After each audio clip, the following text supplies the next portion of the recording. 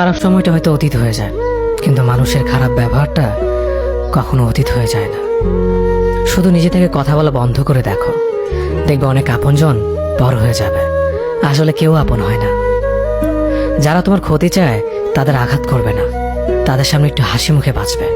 দেখবে তুমি আঘাত করলে যা কষ্ট পেত, ওরা তার থেকেও বেশি কষ্ট পাবে।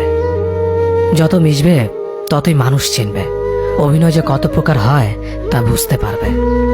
সবাইকে তোমার সত্যতা জানানোর দরকার নেই, যে যা ভাবে তা নিয়ে সমালোচনা করতে দাও। বেঈমান মানুষগুলো কখনো অপরিচিত মানুষ হয় না, খুব কাছের মানুষগুলোই বেঈমান হয়। মানুষ চেনা শুরু করলে এমনিতেই বন্ধুর সংখ্যা কমে যাবে, এটাই বাস্তব। 3টি কথা মনে রাখবেন: যে তোমাকে সাহায্য করে তাকে কখনো ভুলে যেও না, যে তোমাকে ভালোবাসে তাকে কখনো ঘৃণা করো না, যে তোমাকে বিশ্বাস করে তাকে কখনো ঠকিও না। ধোঁকা একজনেই দেয়, কিন্তু বিশ্বাস সবার উপর থেকে উঠে যায়।